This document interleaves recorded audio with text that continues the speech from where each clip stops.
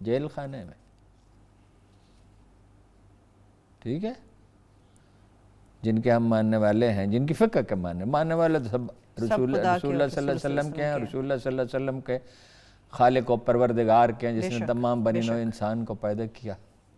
ٹھیک ہے, لیکن ہم اللہ کے رسول کے توسط سے ایک ایسی بات بضمناً یاد آ گئی, رمضان المبارک ہے, اس میں کوئی اللہ رسول کا ذکر زیادہ ہونا چاہیے, کہ ہم نے کس کے توسط سے اللہ کو جانا؟ ہمیں کیا پتہ حدیث کون سی اور قرآن کون سا ہے؟ ہمیں کیسے پتہ چلتا؟ اللہ کے رسول نے کہا یہ اللہ کا کلام ہے, تو ہم نے مانا کہ یہ اللہ کا کلام ہے. انہوں نے کہا یہ بات میں نے کہی, حالانکہ اللہ نے کہا ما ینطق عن الہویٰ الا وحی یوحیٰ, وہ کوئی بات نہیں کہتے اپنی آرزو سے مگر جو ان کے ذہن پہ, مگر قرآن اللہ کا کلام ہے, اس کے الفاظ بھی وحی کیے گئے. ٹھیک ہے, لیکن ہارون صاحب اب لاسٹ میں مجھے بتائیں, مولانا صاحب کو لگام نہیں ڈالنی چاہیے ان لوگوں کو جو اس قسم کی باتیں کر رہے ہیں؟ دیکھو معافی انہوں نے خود مانگی, کہتے کمپیل کیا. کس نے کمپیل کیا؟ کمپیل انہوں نے مناسب سمجھا کہ بھائی مجھ سے ایک غیر محتاج جملہ نکل گیا, اور کوئی ایسی بات نہیں, غیر محتاج جملہ کسی کی زبان سے بھی نکل سکتا ہے, اور اس میں معافی بھی انہوں نے مانگ لی. لوگ غیر محتاج جملہ تو قائد اعظم جیسے اور علامہ اقبال جیسے آدمی کی زبان سے نکل سکتا ہے. کشف المحجوب میں لکھا ہے ایک ولی اللہ 7 مرتبہ گناہ کبیرہ کا مرتکب, ولی اللہ, میرے جیسے لوگ نہیں. ولی اللہ فرض کیجئے, مولانا طارق جمیل ولی اللہ فرض کیجئے, ہو سکتا ہوں ہی, اب مجھے کیا پتہ ہے, تو اللہ جانتا ہے. لیکن غیر محتاج جملہ تو کہہ سکتے ہیں, اور ان کا کوئی عمل ایسا تو ہو سکتا ہے جس پہ اعتراض کیا جائے. ولی اللہ پیغمبر تو نہیں ہوتا. ٹھیک ہے. اچھا, اب اس کے لیے ایک صاحب, انہوں نے کہا ان کے بھائی ہیں, وہ گالیاں بک رہے تھے, وہ آئیں اور کہیں میرے بھائی کو کوئی حق نہیں ہے خلق خدا کو گالیاں. بالکل میں یہی کہہ رہی ہوں. اور گالی بھی ایسی جو پرلے درجے کا بد زبان آدمی, ان کے بھائی تھے نہیں تھے.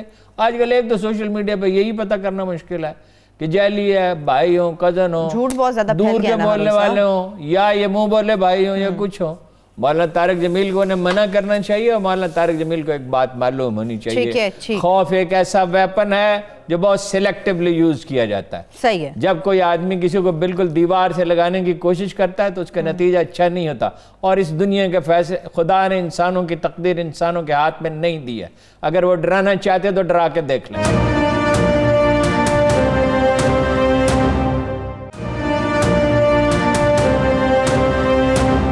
ابھی ہارون صاحب میں نے جس طرح سے بات کی تھی 18ویں ترمیم کی, میں اس پہ بات تو کروں گی, مگر جس طرح سے غیر محتاط گفتگو آپ نے اپنے الفاظ میں بھی لفظ استعمال کیے, پھر آپ نے کہا دیوار سے لگانے کی کوشش, تو ایک گلہ سندھ بھی کرتا ہے وفاق سے, ہمیں دیوار سے لگانے کی کوشش کی جا رہی ہے. میں تو وہ الفاظ نہیں دہراؤں گی جو سید غنی صاحب بھی فرما رہے تھے. اب دہرانے میں کیا کسر رہے گی, انہوں نے خود ہی کہہ دیا.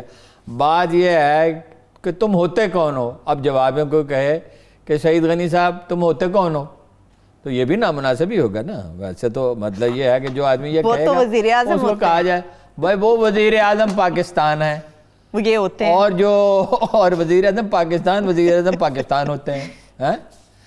اور جن وزراء کو آپ نے کہا اب تم ہمیں بتاؤ گے, تو وہ کہیں گے اب تم ہمیں بتاؤ گے. حالت تو یہ آپ وہی پارٹی ہیں نا جس کے لیڈر نے کہا تھا کہ جن کا عہدہ 3 سال کا ہوتا ہے وہ ہمارے ساتھ اس طرح بات کریں گے, اینٹ سے اینٹ بجا دیں گے, پھر ملک سے بھاگ گئے تھے. پھر انہوں نے بڑا تاثر دیا کہ ہم اینٹی اسٹیبلشمنٹ. ان کا بیٹا جو ہے کھڑے ہو کے کہتا تھا یہ سلیکٹڈ حکومت. سلیکٹڈ کس کو کہتا تھا؟ اسٹیبلشمنٹ نے سلیکٹ کیا. پھر اس اسٹیبلشمنٹ نے ایک اشارہ کیا تو دم ہلاتے ہوئے آئے اور ان کو ووٹ دیے ایکسٹینشن کے لیے. ٹھیک ہے, تو یہ جو ہے یہ نامناسب بات ہے. دوسرا اب دیکھنا چاہتا ہے فیکٹس فگرز. فیکٹس فگر یہ ہیں, یہ نہیں ہے کہ مرکز کا قصور کوئی نہیں. میرا یہ پوائنٹ نہیں ہے. مرکز نے کہاں غلطی کی وہ بھی میں آپ پہ واضح کرنے کی کوشش کرتا ہوں. میری رائے میں کوئی 5 لاکھ ماسک دیے, 8 لاکھ ٹیسٹنگ کٹس دیں, اور 1.5 لاکھ لباس دیے طبی عملے کے لیے, اور کیا دیں؟ یہ گل صاحب نے ساری انفارمیشن اچھا دیے پہنچا دی, یہ سب دیے, اور کیا دیں؟ یہ سندھ کے جو لیڈر ہیں ان کی مثال ہے ان بیٹوں جیسی ہے جو اپنے باپ کی تنخواہ میں سے پہلے دن 57.5% حصہ لے لے. ٹھیک ہے جی, اور پھر اس کے بعد وہ گھر کے اخراجات کا بھی وہ ذمہ دار ہو, اس کو وہ دشمنوں کے علاقے میں رہتا ہو اور اس نے ایک اپنے فوجی دوست سے درخواست کی ہو, یہ بات میری توجہ سے سنیں, کہ مہربانی کر کے آپ میری حفاظت کا بندوبست کریں, میری اور میری اولاد کی. اور اس نے اس فوجی افسر نے آگے 4 آدمی رکھے ہوں اور وہ ان کی نگرانی کرتا ہو دوستی کی وجہ سے, ٹھیک ہے, اور اس لیے بھی کہ اس کو معاوضہ تو دینا پڑے گا نا, ایک آدمی ڈیوٹی دیتا ہے, اور اس کی تنخواہ میں سے 1 لاکھ روپے اس کام پہ اٹھ جاتے ہیں, 2 لاکھ روپے, ٹھیک ہے. اور اس کے بعد اس کے اور بجلی کے بل بھی وہ دیتا ہو گھر میں, وہ صاحبزادے وہیں رہتے ہیں, اکٹھے ہی ہم رہتے ہیں نا, یہ سندھ کوئی ہم سے الگ تو نہیں ہے نا, ہمارا حصہ ہے بلوچستان, نہیں مطلب یہ کوئی یہ ٹھیک ہے. اختیارات تو سارے آپ لے گئے, پیسے تو سارے آپ لے گئے, اور وسائل کے اعتبار سے سندھ امیر ترین منصوبہ ہے.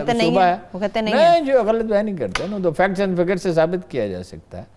سعید غنی صاحب جو ہے نا, یہ جو مزدور لیڈر ہوتے ہیں, یہ بدماش تو نہیں ہوتے بستہ الف کے, لیکن اگریسو بہت ہوتے ہیں. یہ ان کا طریقہ یہ ہے کہ پریشر ڈالا جائے, اور یہ ویسے سندھ حکومت کا ریکارڈ یہی ہے زرداری خاندان کا, کہ پریشر ڈال کے تھوڑے عرصے کے بعد اگر زیادہ پریشر آ جائے تو بھاگ جاتے ہیں. تو دوسرا یہ ہے اس میں پولیٹیکل آسپیکٹ ہے جی, یہ سندھ کارڈ استعمال کر رہے ہیں ڈٹائی سے, جب بھی موقع ملتا ہے سندھ کارڈ استعمال مسلسل. آپ دیکھیے کہ محترمہ بے نظیر بھٹو کا قتل ہوا, افسوسناک واقعہ تھا, ہر کوئی غمزدہ تھا. مجھے یاد ہے میں نے اپنے گھر میں کسی سے کوئی کام کہا, مجھے علم نہیں تھا, انہوں نے کہا آپ آج بھی یہ کام کر رہے ہیں. اور ہم تو, ہمارے گھر میں تو کوئی بے نظیر کا حامی تو نہیں تھا, مگر غم تو سبھی کو تھا, بالکل ایسا ہی, ٹھیک ہے. تو سندھ کے ریلوے اسٹیشن جلا دیے گئے, ٹھیک ہے, املاک کو جلایا گیا. اس میں یہ تاثر دیا گیا کہ بے نظیر کو اس لیے قتل کیا گیا ہے کہ وہ سندھی تھی, اور یہ اس زمانے میں کہتے بھی رہے. سندھ کارڈ اسی وجہ سے جس پہ بے نظیر اس کو کہنا پڑا سندھ کھپے, پاکستان نہ کھپے, تو زرداری صاحب نے تو ملک پہ حکومت کرنی تھی, تو انہوں نے کہنا پڑا پاکستان کھپے. اچھا کیا, بہرحال بہت ہی اچھا کیا, وہ ہر ایک نے تعریف کی ان کی. بے نظیر کے قتل کا فائدہ کس کو ہوا, کون ذمہ دار تھے؟ یا ٹیررسٹ ذمہ دار تھے یا امریکہ ذمہ دار تھا. بعض لوگ زرداری صاحب کا نام لیتے ہیں, میں نہیں مانتا, لیکن کہا جاتا ہے براہ راست فائدہ زرداری صاحب کو ہی ہوا. نہیں, زرداری صاحب کو فائدہ ہوا, زرداری صاحب یہ کر نہیں سکتے, اور کہا جاتا ہے اس لیے کہ زرداری صاحب یہ کریں گے, ٹیررسٹ سے رابطہ کریں, فرض کریں, تو وہ پتہ چل جائے گا. زرداری نے اس کو ان کے بھائی کو بھی نہیں قتل کرایا تھا. کہنے والے کچھ بھی کہتے رہے, اتنے برسوں میں کوئی نہ کوئی ایویڈنس نکل آئی. لیاقت علی خان کے قتل کی ایویڈنس نکل آئی نا, کہ امریکہ نے قتل کرایا تھا, اور مصدق کے معاملے پہ قتل کرایا تھا. ایویڈنس کچھ نہ کچھ نکلتی ہے, ٹھیک ہے نا جی. بھائی یہ میری رائے ہے, غلط صحیح ہو سکتی ہے. بھائی یہ سب کچھ دیا, غلطی کہاں کی؟ انہوں نے کہا سندھ کا دورہ نہیں کیا, سارے صوبوں کا کیا. بالکل ٹھیک کہہ رہے ہیں, سندھ کا دورہ کرنا چاہیے وزیر اعظم کو. وزیر اعظم صاحب اس معاملے میں بہت موڈی آدمی ہیں, شاہی آدمی ہیں. ایک دفعہ مجھ سے کہنے لگے میں آئندہ کسی آل پارٹیز کانفرنس میں نہیں جاؤں گا, میرا دل نہیں چاہتا. میں نے کہا دل کے چہنے نہ چہنے کا کیا بات, سیاست میرا دل نہیں چاہتا.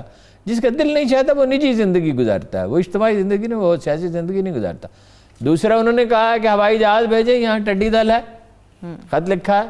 بالکل محدود سے چند جہاز رکھے ہوئے ہیں. ہماری زراعت کبھی پرائرٹی تھی نہیں, نہ تعلیم تھی, ہیومن ڈیولپمنٹ ہماری کوئی ترقی نہیں تھی. عمران خان صاحب اس سلسلے میں باتیں ہی کرتے ہیں.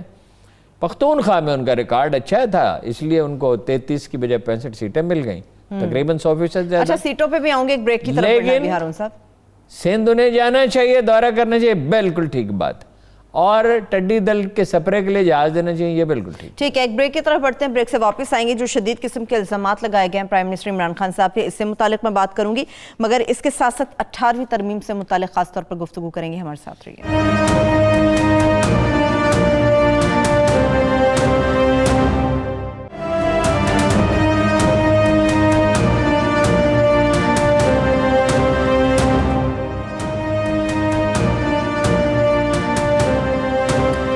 ایک بار پھر سے پروگرام میں ہم آپ کو خوش آمدید کہیں گے. آپ نے سیٹوں کی بات کی تھی. سعید غنی صاحب کہتے ہیں کہ 18ویں ترمیم پر بات کرنے والے یہ تو دیکھ لیں کہ اپنی حکومت صرف 3 سیٹوں پر کھڑی ہے ان کی.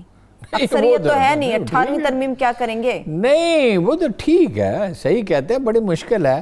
لیکن اگر نون لیگ حمایت کر دے پھر, اگر آپ کے پاس انفارمیشن؟ نہیں میرے پاس کوئی انفارمیشن نہیں. نون لیگ کا رویہ نرم نظر آ رہا ہے.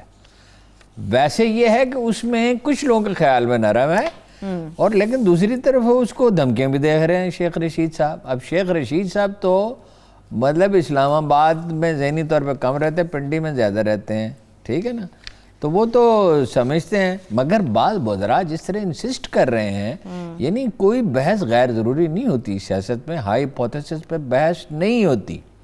اس کا مطلب یہ ہے کہ حکومت چاہتی ہے. اب اس میں کچھ چیزیں جو ہیں وہ تو پاسبل ہیں, اس کے حق میں دلائل ہیں, اور اس پہ اسٹیبلشمنٹ بھی کنونس ہو سکتی ہے. جیسے کہ دیکھیے کوئی معاہدے ہیں 20 25 30 کتنے ہیں, میں کوئی وہ معاہدوں کا دیکھا تو نہیں ہے, نکال کے تھوڑا سا وقت تھا, کہ جو انٹرنیشنل ایگریمنٹس ہیں وفاق اس کا ضامن ہے, صوبے اس کے ضامن نہیں ہے. تو اب آپ ہائر ایجوکیشن کمیشن بھی آپ خود بنا لیں, صوبے بنا لیں اپنے ایجوکیشن کمیشن بھی, اور نصاب بھی خود بنائیں. یہ تو انٹرنیشنل معاہدے تو اس کی اجازت نہیں دیتے, اور ایسا ہونا یہ اس میں کچھ اور چیزیں ہو سکتی ہیں. لیکن میرا بنیادی موقف وہی ہے کہ زیادہ اگر تبدیلی ہوگی تو چھوٹی موٹی تبدیلی ہوگی. تاریخ کا پہیہ الٹ نہیں گھوم سکتا.